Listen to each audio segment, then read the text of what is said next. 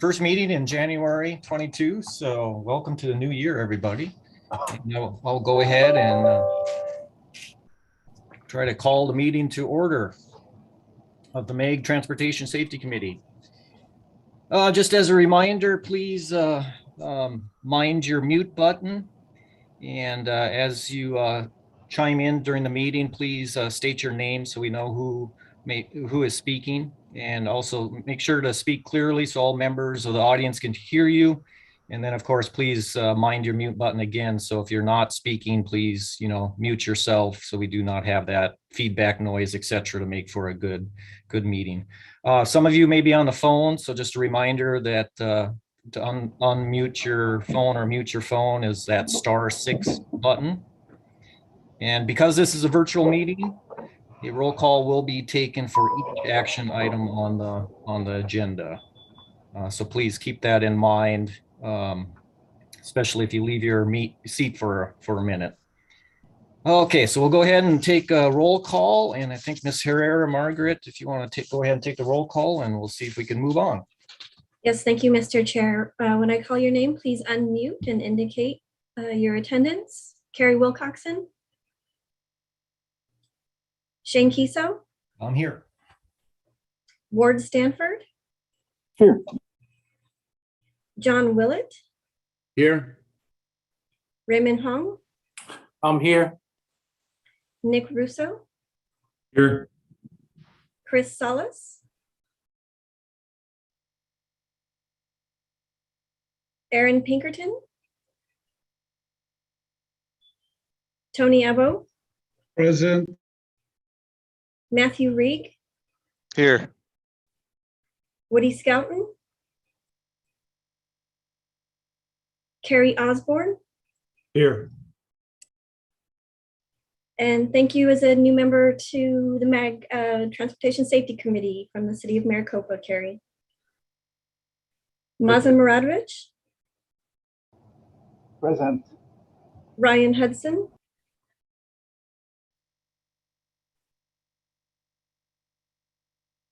Chris Lemka, proxy for Brandon Foray, City of Peoria. Here. Tara Harmon. Present. Carl Langford. Here. Jan Martin. Present. Great, and you as well. Welcome to the MAG Transportation Safety Committee for Queen Creek. Thank you. Kiran Gujapali. I'm here, thank you. Dana Oziani.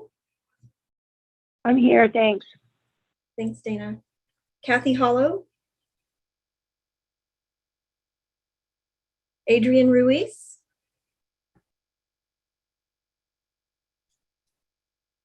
Robert Gray. Captain David Cates. Present. Thank you.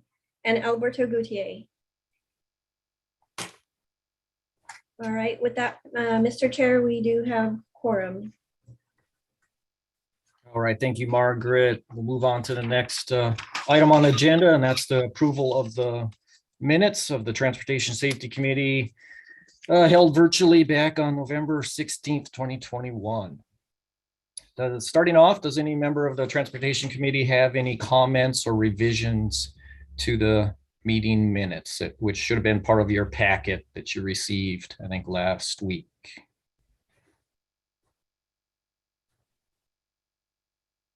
All right, I'm not hearing any. So if I could have a motion from anybody on the committee recommending approval of the November 16th minutes, please make that motion now, and I'll give you some time here. So if you'll chime in at once. Carl Langford with Phoenix. I motion to approve.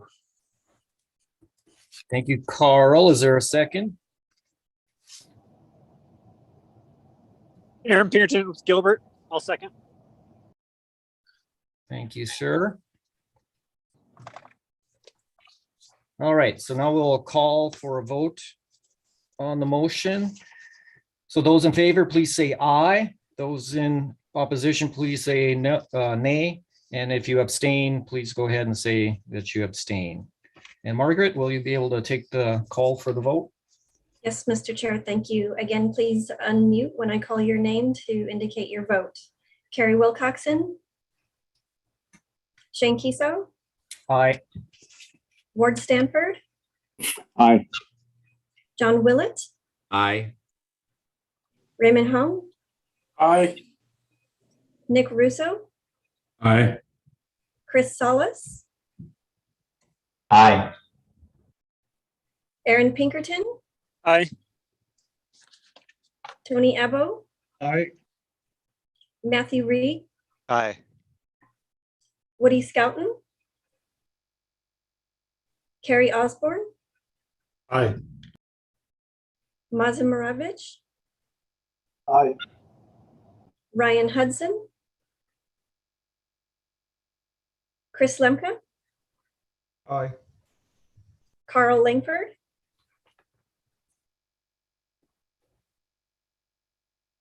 Carl, you might be muted. Tara Harmon, Aye. Jan Martin, Abstain. Kiran Kutupalli, Abstain, I wasn't there, sorry. thank you. Dana Aziani, Aye. Kathy Hollow, Adrian Ruiz, Robert Gray, Captain David Cates, Aye. and Alberto Gutier. Did I miss anyone? Carl Langford, Phoenix, aye. Okay, thank you, Carl. Mr. Chair, the motion passes. All right, thank you. Good job, everybody, with using those mute buttons and speaking clearly. So we'll move on to item number 3, which is a call to audience.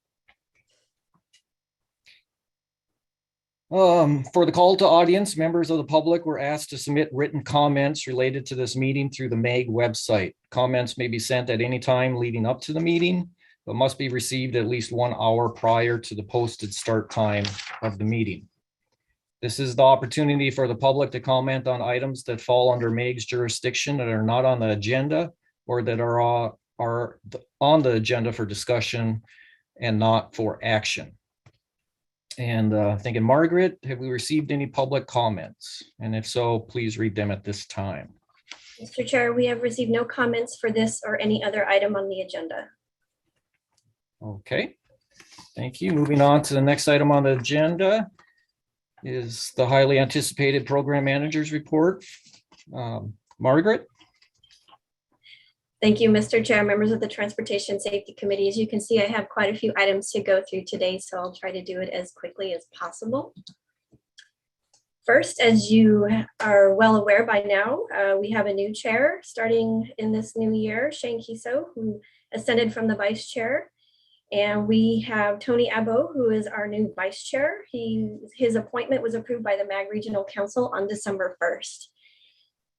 These are 2-year appointments, and it'll end in December of 2023, at which time Tony Ebo will as well ascend to the chair position. So welcome, Tony and Shane. So we're really faced with a challenge right now. It's a very important MAG regional initiative that has enhanced safety across the region for really over 15 years. We need trainers for the regional crossing guard training workshops now. This flyer was produced by MAG in partnership with some past trainers, as well as district administrators and some school crossing guards who have all benefited from these workshops. This is going to be distributed to member agency intergovernmental representatives as a call to action in our efforts to recruit local agency staff participation in these valuable training events. As you can see, the flyer not only demonstrates why the training is essential, but also speaks to its value to the community and ultimately to the safety of our children. This is the time for action so we can ensure that we can provide this valuable service to the community in the future. We will soon be convening our planning team to plan for this year's workshops, and we'll need these trainers in place at that time. So we do have one agency staff who has generously offered to help with new trainers transition to this important role. Just to kind of call out the quote there that you see from Kevin from the Dysart plan. He's a Dysart school district planning administrator. He says the regional training is essential to teach and refresh our crossing guards.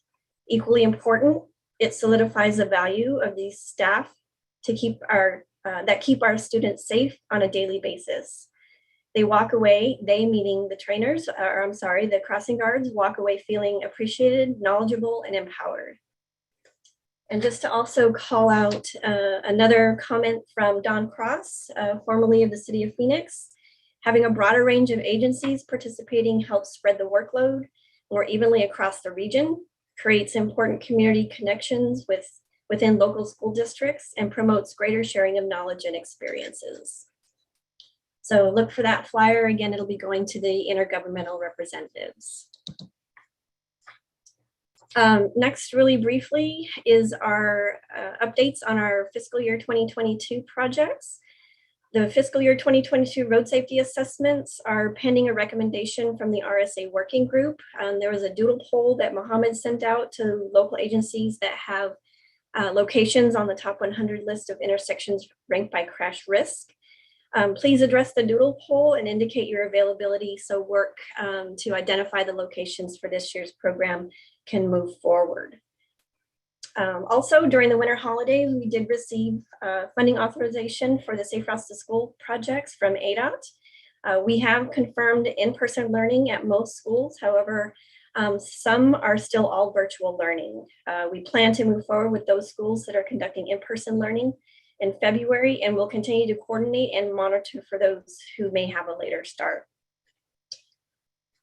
In addition, all the data collection, near miss analysis or analytics, field observations, and development of recommendations for safety improvements at 10 light rail crossing locations has been completed. Committee members may remember that MAG safety program is partnering with the MAG Emerging Technologies program, as well as Valley Metro, Phoenix, Tempe, and Mesa to conduct these studies. We'll have a full report out on these efforts at a future meeting. The Emerging Technology program team at MAG is working on a new on-call and will again assist with services for near-miss analytics for the remaining 10 locations that we hope to commence in mid-spring. As you can see from our agenda, there will be full reporting of the status of the CME AZ program as well as the predictive safety framework. So I will defer to reports from MAG's safety staff on those two program items. An update on the Regional Priority Safety Implementation Toolkit. The planning and scoping for this has been ongoing for the past several months. The project will develop a resource for local agencies of all sizes to identify safety implementation elements that can be included either as a standalone project or with any other project, regardless of the funding source. This project will be utilizing the catalog of recommendations of all MAG safety studies conducted over 10 years. These studies have included a wide range of implementation recommendations and associated location characteristics that'll be overlaid with readily available socio-demographic as well as other data. The development of the toolkit and its use will align with the regional safety implementation with Safe System with its proactive approach, and emphasizing the redundancy in the system is crucial and should be facilitated in an equity lens. As you can see from the timeline, we've been in scoping.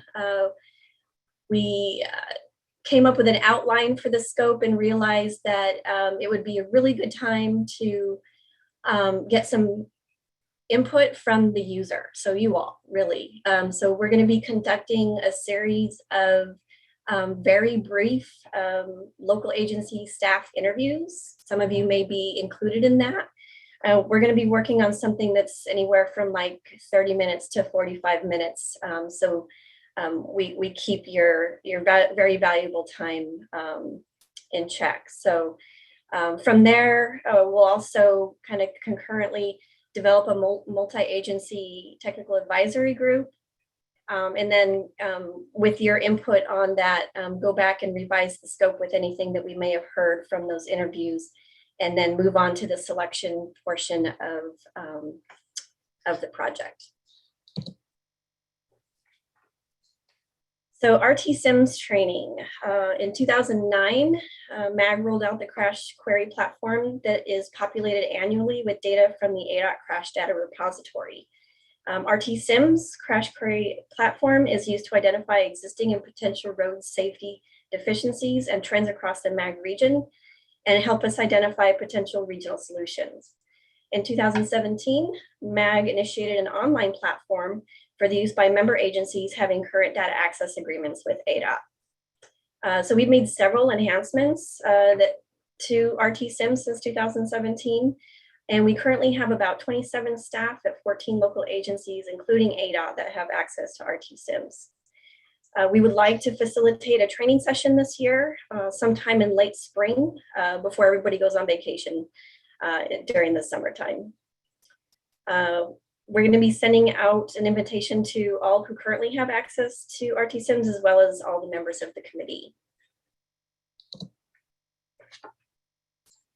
And last but not least, just kind of a recap of the Transportation Research Board annual meeting. For those of you who may not be familiar with that, the Transportation Research Board, as a part of the National Academies of Science, Engineering, and Medicine, provides leadership in transportation improvements and innovation through trusted, timely, impartial, and evidence-based information exchange research and advice regarding all modes of transportation. Every January, TRB holds their annual meeting in Washington, D.C., which convenes over 200 standing committees and facilitates lectern and poster sessions on a wide range of topics for research papers that have been accepted and even published. Up to 20,000 attendees have been registered in the past, although I think this year, I suspect this year it was much lower due to COVID. So after last year's all virtual meeting, TRB returned this year to in-person meeting, with some events had to take place in a hybrid virtual and in-person setting. MAG staff have historically submitted a high number of papers for presentation or poster sessions at these annual meetings.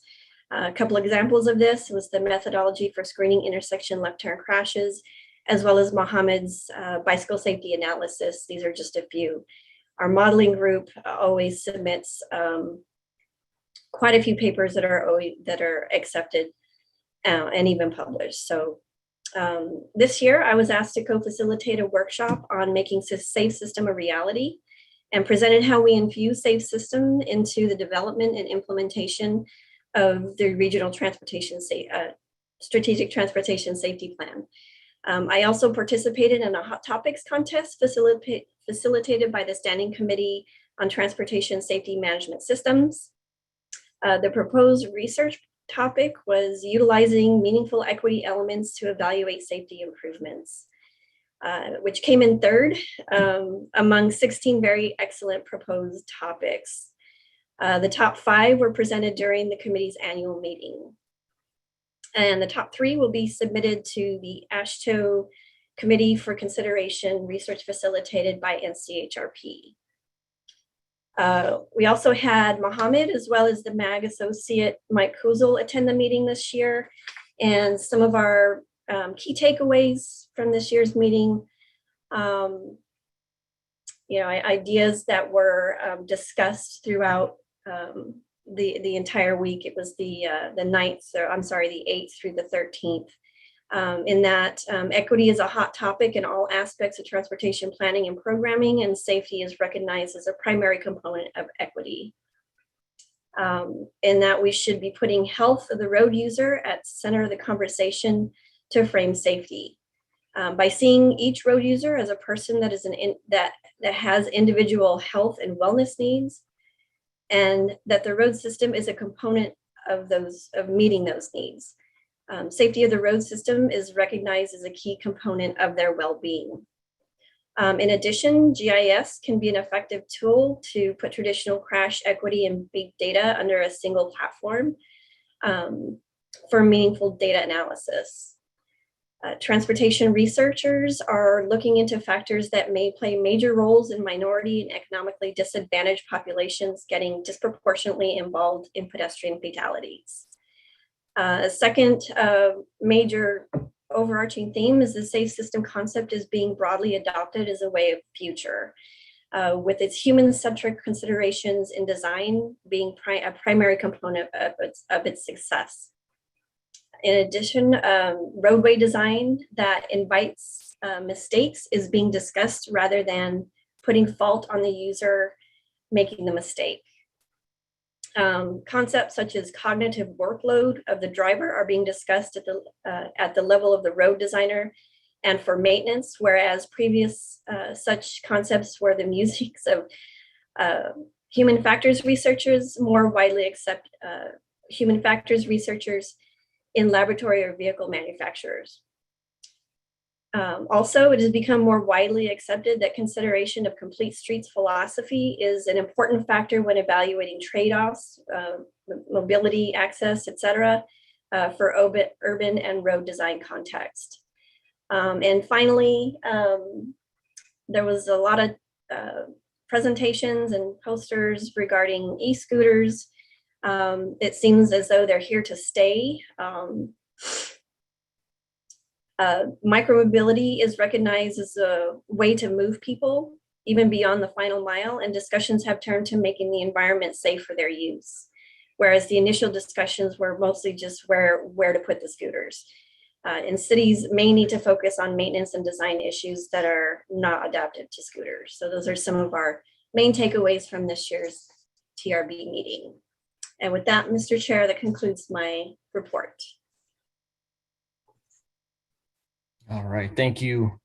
Thank you, Margaret. And I know Margaret's open to questions after this meeting too, if you have any other follow-up questions on her report that she gave here today. And again, I just kudos to Margaret and Meg's staff. It seems like there's a lot that they're always juggling with these different projects, and it looks like another exciting year of 2022 with all these different projects that we as a committee have a privilege to partake and help with. So appreciate that, Margaret, as well as Meg's staff for all that you do. And thank you for the welcome to as the chair, and just a shout out to the past chair. Hopefully I could fill those shoes just as good as Carl did. And Tony, thank you for stepping up as vice chair. And my plan is to not miss any meeting, but just thank you in advance if for some reason I miss a meeting and you step in and chair one of the meetings. I appreciate that. Also, new members, we got a couple new members, which is always great. I'm excited about these new members too. A lot of the committee members are traffic engineers, but some of us are not. And I think that's very important to give different perspectives and different filters to the items that we oftentimes talk about at this meeting. So I just not claiming that up front that I'm not a traffic engineer, but some ways I am. So don't have that expectation that I know every engineer that's spoken at these meetings, but you're not alone if some of the engineering talk is above you at times. I've been there many times. So, all right, we'll move on to the next item, which is item number 5. This is the project scope modification request, Maricopa County fiscal year 22 and 23, Safe Routes to School Support Activity Project, Montebello, Tumbleweed, Eagle College Preparatory Schools. Federal Highway Administration funding allocated the MEG region is programmed in accordance with the MEG Federal Fund Programming Guidelines and Procedures, which were approved by the MEG Regional Council on June 24, 2015. The guidelines require that the project modifications are reviewed and recommended for approval by the Modal Technical Committee from which the project was first programmed. MEG staff and a representative from Maricopa County will provide a brief presentation detailing the scope of the modification request, and I'll pass that to Margaret if she gives that further to other MEG staff. But Margaret? Yes, thank you, Mr. Chair, members of the Transportation Safety Committee. We do have a representative from Maricopa County here, formerly from the city of Phoenix. We have Don Cross to provide a presentation on this item. All right, thank you, everybody. Yeah, so when Maricopa County originally applied for these two grants, Montebello was an active K-8 school. Now, currently, they are a pre-K. So after reviewing this with ADOT, county, the district, and the school, we determined that it made sense to transition away from Montebello, and we found another school to take its place, and that'll be Solano. We feel that this is a better use of the funds for all these campuses, and Solano will get equal amount of usage for the funds that the other schools currently on the list are getting.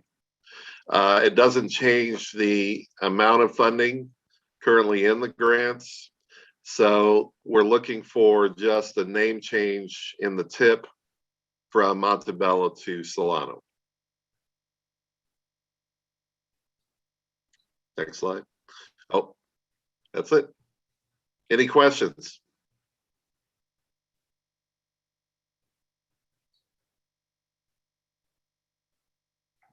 Not hearing anything.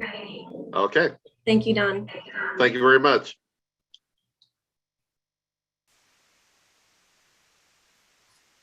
All right. Thank you, Dawn. Thank you, Margaret. All right, this is a action item. Could I have a motion, I guess, from anybody on the committee to recommend approval of this project scope modification request by Maricopa County?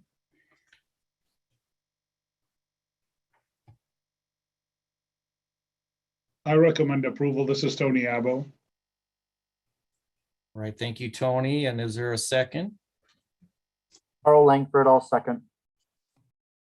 Thank you, Carl. All right, any discussion on the motion? All right, easy enough. All right, we'll do a roll call for the vote. Please say aye if you're in favor, nay if you're in opposition, and if you abstain, go ahead and say abstain. Margaret? Yes, thank you, Mr. Chair. Again, please unmute and indicate your vote when I call your name. Carrie Wilcoxon? Shane Kiso? Aye. Ward Stanford? Aye. John Willett? Aye. Raymond Hong? Aye. Nick Russo? Aye. Chris Solis? Aye. Aaron Pinkerton? Aye.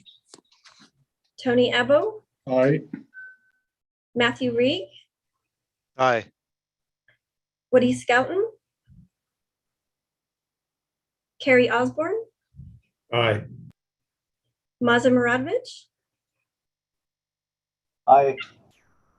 Ryan Hudson? Chris Lemke? Aye. Carl Langford? Aye. Tara Harmon? Aye. Jan Martin? Aye. Kiran Gutapalli? Aye. Dana Oziani? Aye. Kathy Hollow? Adrian Ruiz? Robert Gray? Captain David Cates? Aye. And Alberto Gutierrez. Mr. Chair, with that, the motion passes. All right, thank you, everybody. Thank you, Margaret, for the roll call for the vote. We'll move on to the next item, which is number 6. This is a phase 1 MEG region predictive safety framework. In 2021, MEG initiated a study for adopting the American Association of State Highway and Transportation Officials, also known as AASHTO, Highway Safety Manual, HSM, based predictive safety analysis in the MEG region.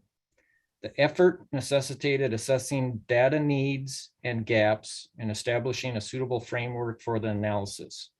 The framework is being developed in coordination with ADOT and survey feedback from the MEG member agencies. MEG staff will provide an overview of the identified data needs, data gaps, and prioritization of the implementing of the HSM-based predictive safety analysis in the region, along with the developed framework for incorporation into the MEG network level and project level safety analysis. And I'll pass that to Margaret and whoever other MEG staff. Thank you, Mr. Chair. Members of the Transportation Safety Committee, we're actually going to have Mohammed Shahid, MAG Transportation Engineer 3, present on this item. Thank you, Margaret. Thank you, Mr. Chair and the member of the Transportation Safety Committee. As Mr. Chair just mentioned, we undertook this project back in mid-summer 2021, and we are nearing completion. I'll provide a high-level overview of the findings of some of the data gaps and prioritization of the data elements, and also the framework that we came up with for the project level and network level incorporation of highway safety manual based predictive safety analysis in the MEG region. As you know, highway safety manual based predictive safety analysis has 3 parts, namely A, B, and C. So there are like tools which automates the part B, which is basically network screening and applies to the network level analysis. And part C of the highway safety manual is predictive analysis for the project level, which involves evaluation of safety projects and also future condition assessments. Next slide, please. So for the project overview, what we did as part of this project is we tried to identify the data gaps and also prioritize the data attributes and elements, especially for the intersections in the MEG region. And then we tried to come up with the data integration strategies for local agencies, which is still an ongoing process by collecting feedback from the local agencies. And then we tried to come up with a tentative framework for the predictive safety analysis for MEG network level and project level analysis, considering all the MEG programs and projects that we are running currently. Next slide, please. So when we talk about safety data for this project, by safety data, we meant all these 3 types of data: crash data, roadway characteristics data for segment and intersections, and traffic volume, because all these 3 types of data are needed for conducting HSM-based predictive safety analysis. So just wanted to make sure that whenever we reference to safety data, we are not only meaning crash data, but also roadway characteristics and traffic volume data. Next slide, please. So for the crash data, as you can see, almost all of the crash data is basically stored in the Arizona Crash Information System, ACIS, from where we get our crash information.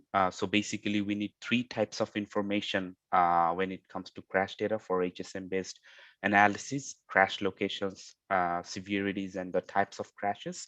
One of the major findings from the crash data information we found as part of the study is that 94% of the crash data that we investigated in the MEG region for the past few years are within a 20-feet offset of the functionally classified roadway, but there are some crash data which are located at an offset more than 20 feet, and that may interfere with the accuracy of the location of those crashes. So that's basically the issue with the geocoding of the crash data. Next slide, please. So for the data gap and the needs and the prioritization, the way we basically conducted our analysis for the roadway segment and the intersection is that we tried to identify the elements those are needed for the HSM based analysis, and those are also a federal requirement as part of the Meyer FDE, which needs to be put into compliance by 2026 by each state DOT. So we basically try to identify the data source for each of the elements, and basically those elements were mostly consistent with the attributes that we'll be needing for the highway safety manual based predictive safety analysis. The way we basically, rated those availability of the data elements is by available, not available, and if those can be derived from another secondary sources. So we basically conducted the gap analysis on some of the most important attributes which are absolutely needed for roadway segments. And as previously provided in the executive summary sheet, you will see that there is a table which shows the coverage of the select roadway attributes in the MAG region. There are many elements which are basically pretty much enough to start the analysis of predictive safety analysis for the roadway segments, but there are also quite a few elements which have a significant gap coverage, and that needs to be addressed accordingly, especially in coordination with ADOT. Next slide, please. So the most important elements for our entity actually for our analysis were the intersection, and that's what we prioritize, especially in the MAG region. So when we investigated the intersection data, we basically put emphasis on the master junction ID. So master junction ID is basically the ADOT's unique identifier for each intersections as it relates to junction points and junction legs for a specific intersections. As you can see in the table, like in the MAG region, we have a total of around 68,000 junction points, with master junction available only for around like 29,000 to 30,000 junction points. And you can also see the number of intersections in the MAG region, both state and non-state totaling up to like 20,000 intersections that have master junction ID for those intersections. Next slide, please. So this provides this map actually provides a sense of the coverage of the intersections that are already in the ADOT's junction table. By this, we mean that we have pretty much the whole MAG region intersection counts coverage included in the MAG junction table, but that doesn't necessarily mean that all of the information associated with each of the intersections in the MAG region is available. It just means that these intersections are there in the ADOT's junction table. Next slide, please. So this basically shows the junction leg geometry coverage. As you can see, the blue color actually indicates the availability of the junction leg geometry coverage, and the red color basically denotes the non-availability. As you can see, junction leg is an important attribute of the junction table because junction legs actually contains the traffic volume information attributed to each approaches of the individual intersection, as well as the intersection geometry or shape, whether it's a T intersection or four-leg intersection, that type of thing. So this element needed to be evaluated in order to see how we have the intersection data available in the MAG region. Next slide, please. So this is one of the more important findings of our study, which basically shows the availability of the master junction ID for all the junction points that we have in the MAG region. As you can see, the blue color again shows the availability, the red color non-availability for the master junction ID information. So from the map, what we found that master junction ID is mostly available on the arterial to arterial network, and it's mostly missing on those intersections at less significant lower order roadways. So from these, we did come to a conclusion that intersection data at this point is sufficient enough to start the implementation of the HSM-based predictive safety analysis, but at the same time, significant additional maintenance work will be needed to achieve full coverage. Good news is that ADOT has already initiated a project to enhance and update the junction data. While ADOT is interested in maintaining good junction data at the entire federal aid network, their initial focus will be only on state-owned systems. So that's one point we need to keep in mind. Next slide, please. This actually shows us the data gaps that we have in terms of the traffic counts. This map was generated from the ADOT's count date gap map for the MAG region. As you can see, 53.2% of the federal aid roadway network has a current valid traffic count, and the current definition is according to the HPMS requirement, where they say that current is defined as a raw 48-hour or more traffic count within at least the latest 3 to 6 years, or for the most non-state network, the requirement is 6 years. So as you can see, there are some significant gaps when it comes to traffic counts in the MAG region. Next slide, please. So as part of our data integration strategy, what we did is we tried to seek feedback from the local agencies in terms of how they maintain or sometimes collect some of those safety data elements needed for HSM-based predictive safety analysis. We did receive quite a few number of good responses from the member agencies.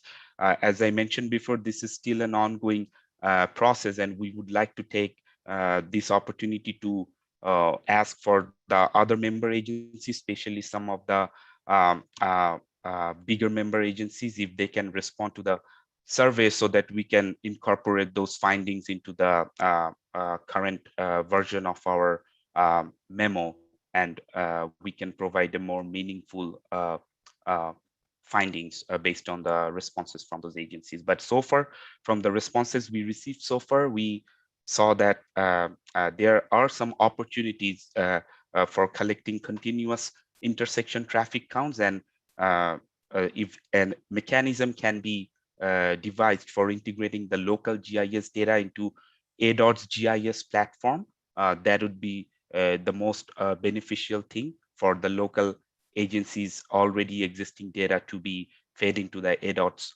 GIS system. Next slide, please. So this slide and the next slide, I'm going to talk a little about the framework for incorporating predicting safety into the MAG network level and project level. This slide actually shows the HSM prescribed performance measures which can be used for network screening purposes. As you can see, these network screening measures are listed with their limitations, especially the accounting for the RTM bias or the regression to mean bias. So basically, if you look at the lower performance measures, those are the ones nowadays are mostly acceptable to be used as performance measures prescribed from the HSM. The current MAG network screening methodology we have in place, it's not exactly the same, but it mostly resembles to the relative severity index, as you can see here in the slide. But what we did is we did a comparative review of several tools that ADOT is also reviewing currently to see like if those tools can generate all these performance measures and what performance measures are going to be more useful for the MAG region in conjunction with the current performance measures that we already have in place for network screening. Next slide, please. So basically, this is basically the same thing that I talked about in the previous slide. So the tools basically have several factors to be taken into account before we select or finalize a tool. For example, the cost, data needs, and other factors. And for the MAG region, what we found that our initial focus is on the urban arterial intersections. One recommendation from our studies that there can be a pilot conducted by leveraging the RTSims data with some of these tools to see how the HSM-based performance measure perform in terms of network screening. Next slide, please. So for the project level analysis, what we found that there are opportunities for incorporating HSM-based predictive safety. For example, when it comes to our programs such as RSS, local agency safety studies, RSP projects implemented and suggested, we can conduct the cross-sectional study and the most popular EB or empirical based before and after study, taking into account the RTM bias. We can also incorporate the use of expected crashes and predicted crashes in our benefit cost analysis or calculation for HSIP and RSP project applications instead of using the past already occurred crashes. So these are some of the most promising areas where we can implement the HSM-based predictive safety analysis and the project level, given the MAC programs and projects we have in the safety. Next slide, please. So this is basically the overall high-level overview. I know that's a lot of information to consume, but I would be happy to discuss if you have any questions. And obviously, all the committee members are going to be receiving a draft version of all the project deliverables, especially the tech memos that we have prepared or we are in the process of preparing. And then you are welcome to provide any comments or questions you have. And our aim is to finalize this study and complete this by the end of February, and then go to the next step or phase 2 of the predictive safety analysis. With that, I would like to thank all of you. And if you have any questions, you're welcome. Thank you. Thank you, Mohammed. Any questions from the committee for Mohammed? Mr. Chair, if I could chime in before any other questions from committee members, I just wanted to go back a slide. I noticed, and this is mostly for people who are newer to the committee or haven't seen some of these things, and we typically like to put some of the acronyms and explanation of what the acronyms are. And I noticed on this slide we did not. Just so for those of you that aren't aware, HSIP is the Highway Safety Improvement Program. That's the federal aid safety funding that ADOT administers. RSP is the regional, the Roadway Safety Program. That is MAG's regional safety funding program that MAG administers. And of course, RSA is Road Safety Assessment. LAS is Local Agency Safety Studies. RSP, I defined, and then obviously safe routes to school. Thank you, Margaret. I think that's good to remind everybody of those acronyms every once in a while, even if you've been on the committee for a while. Appreciate that. Thank you, Margaret. So any questions there for Mohammed as we move on? I think this was just for presentation information only.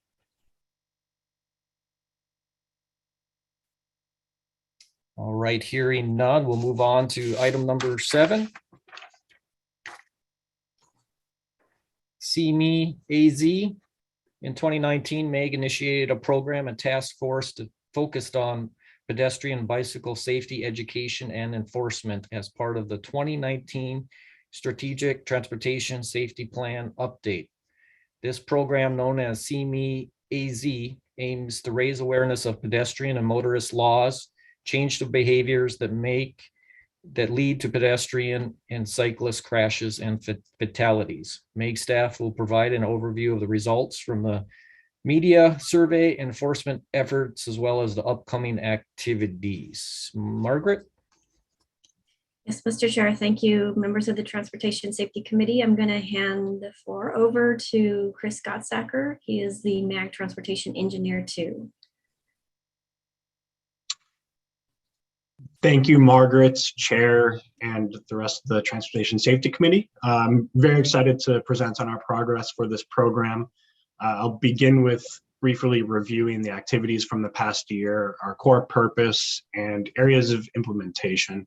And then we'll jump into a brief summary of key results from the year and where we hope to take the program in the future. Next slide, please.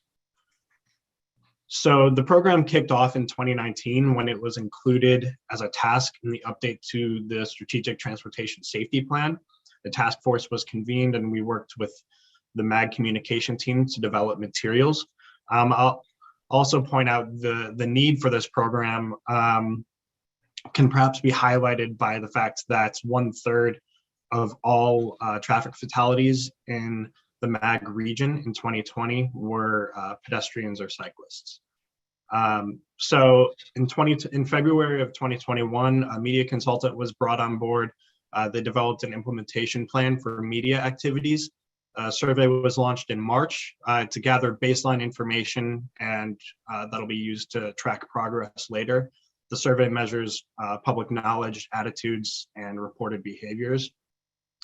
Then in April, the first media flight went live for about 8 weeks. The 4 pilot agencies, Chandler, Glendale, Phoenix, and Tempe, police departments conducted their first targeted enforcements at locations they had identified. In October, we ran our second media push, which was live for about 10 weeks for most ad formats. We also were lucky to partner with Valley Metro to get a light rail train wrap out in the public as well. The pilot agencies each conducted another targeted enforcement effort. And then afterwards in November, we launched a survey again to provide the first comparison and results. And this is the point where the survey will only be conducted once per year around this time. And then so in April of this year, we'll be launching the media campaign once again with some updates based on consultant recommendations and task force decisions. And we will be running the enforcement efforts again as well. Next slide, please. So broadly, the purpose of the CMAZ program is to change current behavior of travelers on our roadways, regardless of mode. We want people to look out for each other. Alongside that, we have the goals of informing people of the roles and responsibilities while traveling, and to increase enforcement of traffic laws and people's awareness of those laws. Next slide, please. So the overarching theme of this program is education. We can only change user behavior by effectively educating the public, of course, in conjunction with other safety efforts in the safe system approach.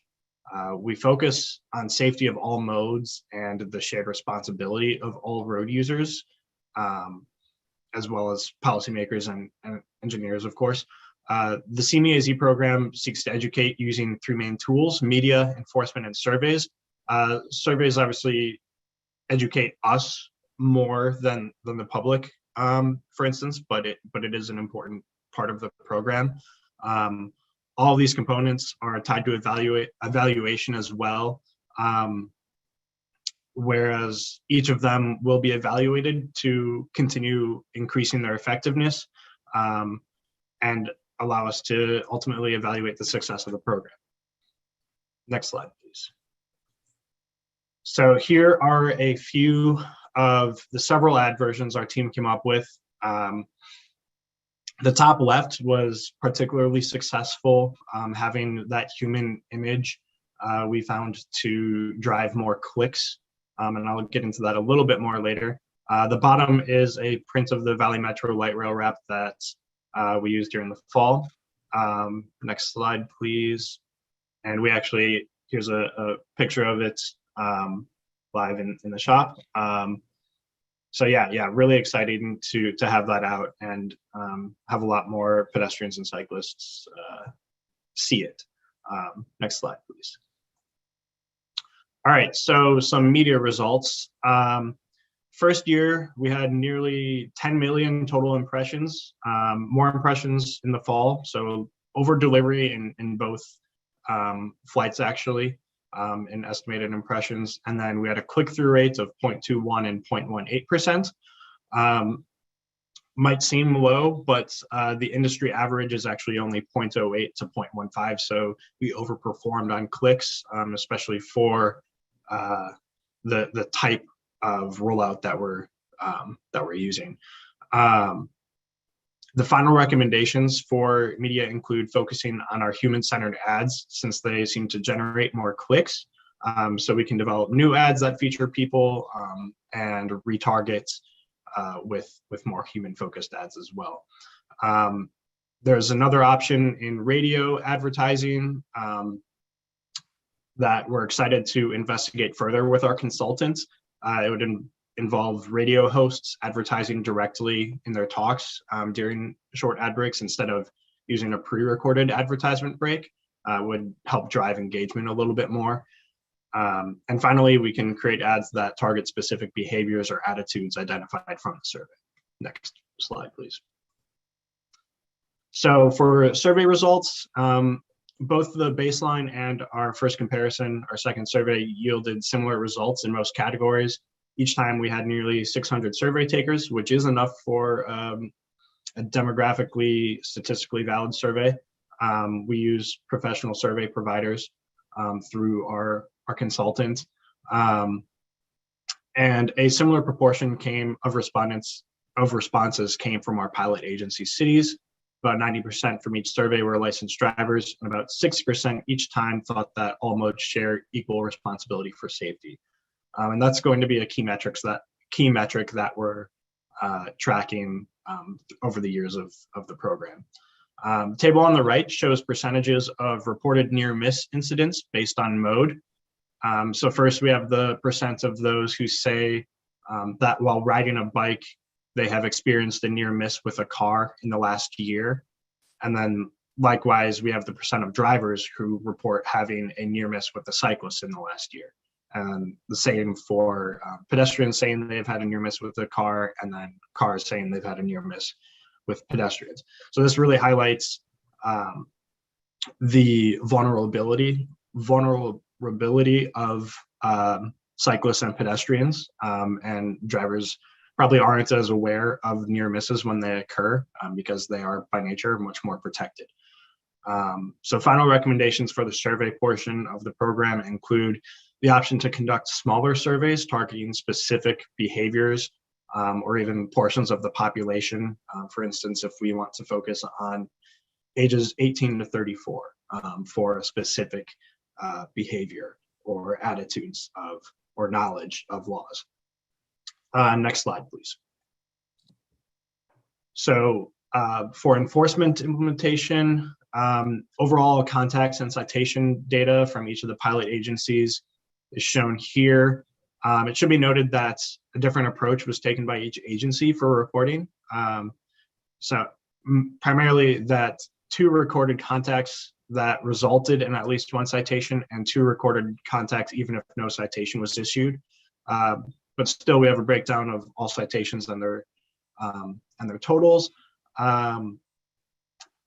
In working with the police departments, we were able to develop a flyer for them to hand out. Chandler was the first to hand it out during the spring and had really positive feedback from that. So we were able to take that and allow all of the department staff hand them out during their contacts, just to further spread awareness of the campaign and its goals. And final recommendations for enforcement will be continuing to work with each department. We can, during site visits, we noticed that some of the corridors selected are quite long and have different land uses. So if we can break those up a little bit more, even if we have the same overall long segments, get reporting for the different land use sections, or a way to solve this just on our end would be if we can get geocoded contact data, and then we can break it up as we want and also enable other rich analysis. But all of that's to be determined based on enforcement agency decisions as well. Next slide, please. So we have several next steps identified. First, we will renew the media consultant contract. And once that is done, we will secure media buys for all of 2022 upfront. This past year, we secured the buys during each flight or right before each flight, but it's been recommended from our consultant that we secure the fall buys right as soon as possible as well, given that it is an election year. And so it'll be really important to get ahead of that to secure an efficient price. We We'll also coordinate our media strategy with the consultant based on recommendations.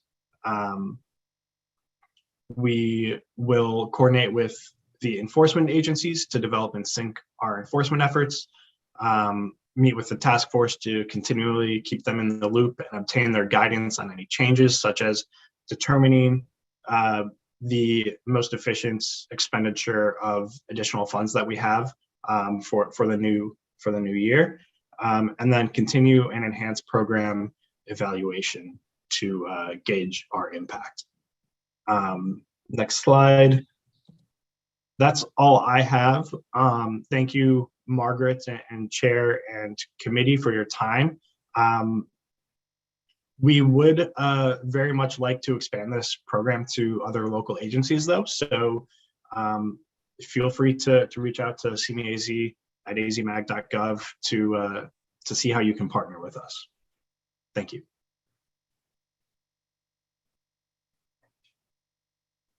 Thank you, Chris. Very exciting. That's great stuff there, Chris. I appreciate that. Any questions from committee there with Chris?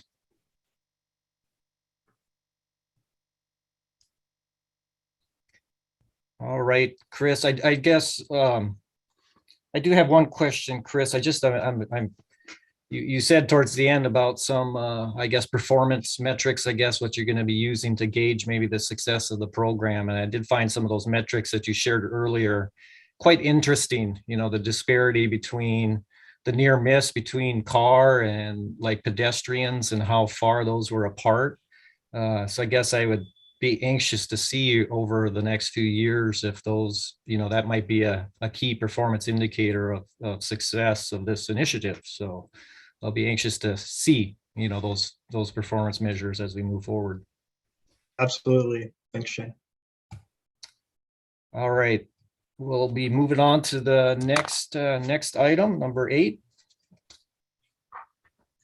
And that is report by committee members. So this is the opportunity for members of the Transportation Committee to report any ongoing safety related project activities within their jurisdiction. And I'll just say, no matter how big or how small, sometimes it's always a great opportunity to hear what other jurisdictions are doing when it comes to improvement safety. So Margaret, if you want to use a roll sheet, and we'll go through and just see if anybody has anything to add for safety reports. Sure, Mr. Chair, thank you. Again, I'll just go through. If you have a report from your agency, please feel free to provide that when I call your name. Carrie Wilcoxon, any report from ADOT? Okay, we'll go to Shane. Do you have any report, Mr. Chair? Yeah, just quickly, a follow-up. I did report, I think, at the last meeting that with the City of Apache Junction's annexation down to the SR 24, we gained a few miles on our Ironwood Drive corridor, which is a very significant corridor, busy corridor, unsafe corridor in many aspects, and we turned that into a safety corridor, and we've had that active now here for a couple months. In our initial review or evaluation, is it definitely is dampening traffic along that corridor. So again, the safety corridor, we have those large yellow safety corridor signs out like we've seen in other parts of the valley. It means increased active enforcement for the police out along that corridor, and we're getting some good feedback. Despite one of our signs being ran over. I'm not sure if that was intentional, but despite that, initial results are good that is helping us out along that busy corridor. So just want to give you a quick update on that. Thank you. Great, thank you, Shane. Ward Stanford, any report from Avondale? Yes, I think with some of the recent management changes we've had here, we're starting to take a look at citywide safety issues, pedestrian crossings, bike lane, bike characteristics, intersection control, and starting to give those much more of a credible view than possibly in the past. So we're adding some RFBs at a given location that was somewhat left out of a safe routes to school study recently done, and also looking at those safe routes to school studies to find those characteristics that the city can participate in or try and find funding for to improve instead of allowing them to gather dust. That's it. Thank you, Ward. That's good to hear that we may be seeing something come from those Safe Routes to School studies. Thank you very much. John Willett, do you have a report from Buckeye? Actually, I don't have a report, but to tag on to what Ward just said, and I thought you mentioned it, Margaret, and I think I missed it, but did you indicate that the 3 safe routes to schools were approved to move forward? The recent ones that were submitted last fall? Actually, the ones that were submitted last fall, those are going before regional council tomorrow, actually. So Okay. Regional council is the body who will approve that list of projects. Okay, so not yet. All right. So I just didn't know whether I needed to report back to anybody yet. So nope, that's all I have. Thank you and have a good day. All right, thank you. Raymond, do you have any report from Chandler? We don't have any report at this time from Chandler. Okay, thank you. Nick Russo, do you have a report for El Mirage? No report at this time from El Mirage, Margaret. Thank you. All right, thank you. Chris Solis, do you have a report from Florence? No report at this time. Okay, thank you, Chris. Aaron Pinkerton, do you have a report for Gilbert? We do not have a report for Gilbert at this time. Okay, thank you. Tony Ebo, do you have a report for Glendale? No report at this time. Thank you, Tony. Matthew Reed, report for Goodyear? Nothing from Goodyear. Thank you. Thank you. Woody Scouten, report for Litchfield Park? All right, we'll move on to Carrie Osborne. Being new to the committee, do you have a report for City of Maricopa?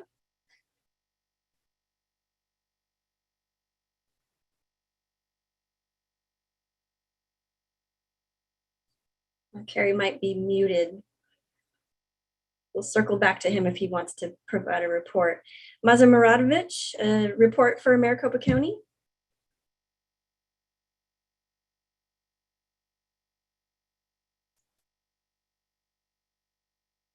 All right, hearing none. No report. No report from Maricopa. Sorry about that. Okay, no problem. Ryan Hudson, report from Mesa. Okay, how about Chris Lemke? Do we have a report from Peoria? Actually, yes, Margaret, and good morning, Chair and Margaret.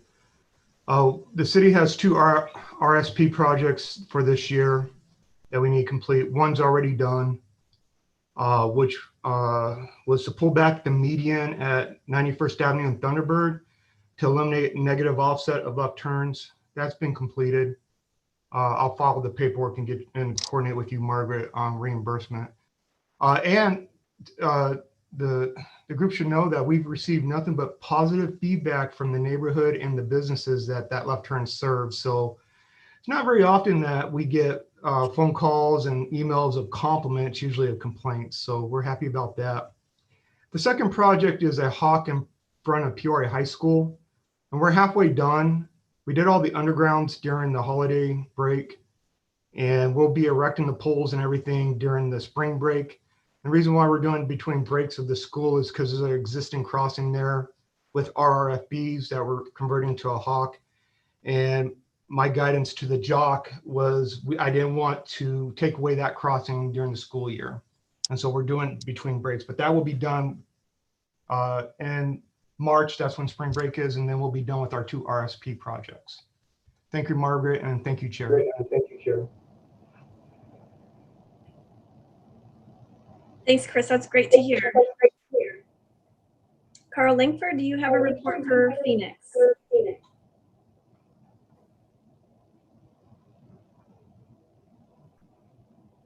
Carl? Yes, this is Carl here.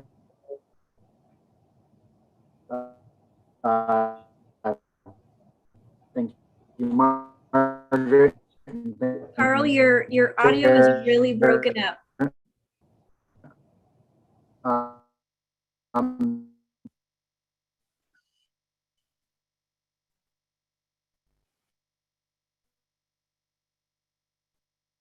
can you guys hear me?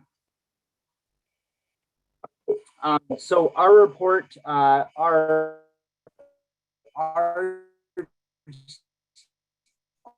RSAP, our road safety action plan. That is it anybody? How about now? Okay, Carl, your audio was really jumbled. But from what I got from it, it sounds like, for those of you who don't know, Phoenix is working on a roadway safety action plan. And they're probably going on to the next steps of that here in the next few months. I apologize, Carl and committee. Tara Harmon, do we have a report from Pinell County? Nothing to report at this time. Thank you, Tara. Jan Martin, do you have a report for Queen Creek? I don't have any updates for this meeting. Thank you. Thank you. Kieran, do you have a report for Scottsdale? Nothing at this time. Thank you. All right, thank you. Dana Oziani, do you have a report for Surprise? None from Surprise today. Thanks. Okay. That will take us to Captain David Cates. Do you have a report from DPS? Nothing to report from DPS today. Thank you. Okay, thank you. Did I miss anybody? All right, Mr. Chair. And again, I apologize, Carl, if I botched your report. Well, thank you, Margaret. Thank you for everybody for your participation in that. And yeah, thank you, Chris, too, for hearing that positive feedback. When it's related to the committee here too, it's always good to get that feedback from members of the committee. And just nice to hear from you too, Chris. I know you were a longtime member of this committee, so nice to see you and hear from you. So thank you, everybody. We'll move on to item, looks like number 9, which is a request for future items. At this time, if there are any members of the Transportation Safety Committee that have any topics or issues of interest that you would like to have considered for discussion at the future meeting, feel free to bring up that suggestion at this point. And please unmute yourself and recognize your name to be recognized, or give your name to be recognized.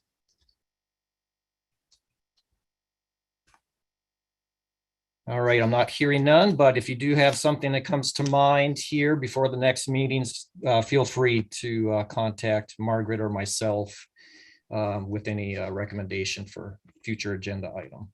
Move on to item number 10, next meeting. It looks like it's slated for Tuesday, March 22nd at the usual time of 10 a.m.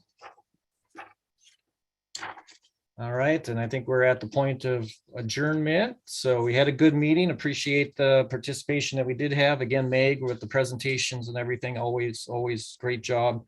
So we'll look forward to seeing everybody back in March, and everybody take care and be safe until then. Thank you.